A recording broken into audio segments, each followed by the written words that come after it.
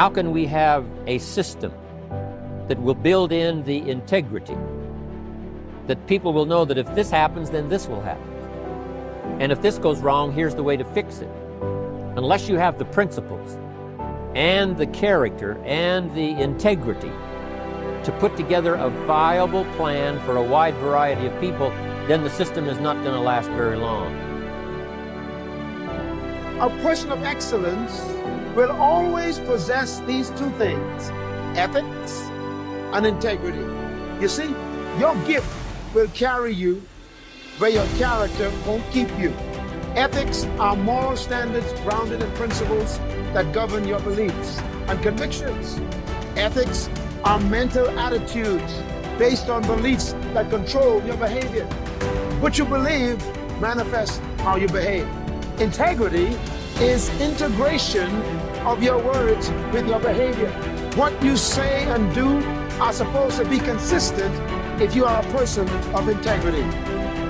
Integrity basically is basic wholeness. In other words, it's consistency. Integrity has so many benefits when you live a life of integrity, because with integrity you do the right thing. That means there's no guilt. With integrity you have nothing to fear because you have nothing to hide. True performance is revealed in your integrity and who you are, and it's something you have every day. It's not once a week, it's what you perform at every day.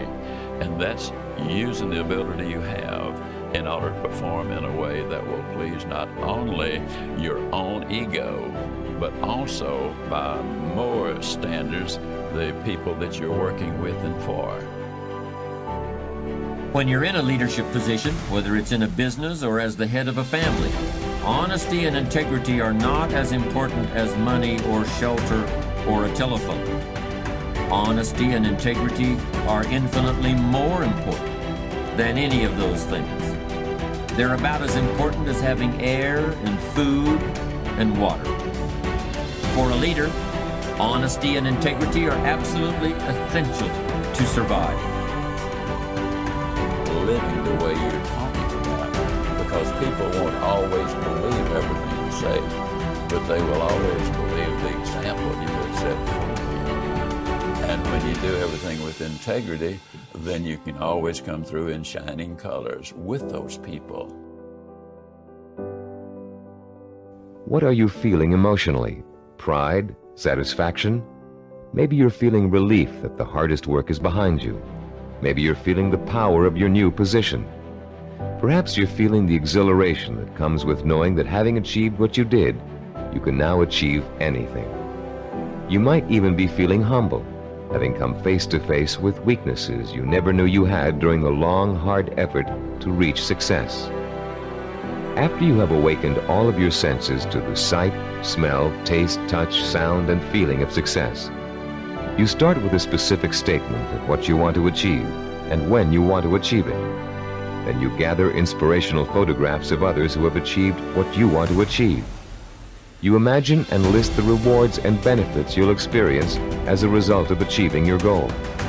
And finally, you bring these 3 steps together into an imaginary scenario rich in sight, sound, touch, taste, smell, and emotion. This scenario is your vision. It is the driving force behind all of your thinking and activity. The more intense and more detailed your vision is, the more emotional power it will pack. The more often you conjure up your vision, the more drive and sustaining power you'll have behind you. This drive and power will in turn enable you to develop working plans, working habits, knowledge and skills you need to achieve your goal. And it will help you to persist and persevere until it is accomplished. Now that you've imagined reaching your goal in all of its sensory detail, you're going to have the opportunity to record it on tape. Don't leave out a single sensory detail. The richer your description, the more powerfully it will affect your ability to keep striving to reach your goal, day after day, week after week, month after month. Use as much enthusiasm as you can during your description. You should be enjoying yourself. After all, it's your vision of success you're describing. After you've finished recording, play back your description and listen to it carefully. Did you falter in places? Were there things you couldn't describe fully? Did it sound as if you didn't quite believe what you were saying? If the first version of your story doesn't satisfy you, erase it and create another one. Do this over and over until you have a version that completely satisfies you. It should be highly detailed and utterly convincing. And if, along your path to achievement, you find your goal changing shape or form, just record a new version that better fits your new goal. You're now going to learn to use this recording as part of a 5-step daily plan for internalizing your vision and making it so much a part of you that it will drive you to plan, to work, to achieve, to persist.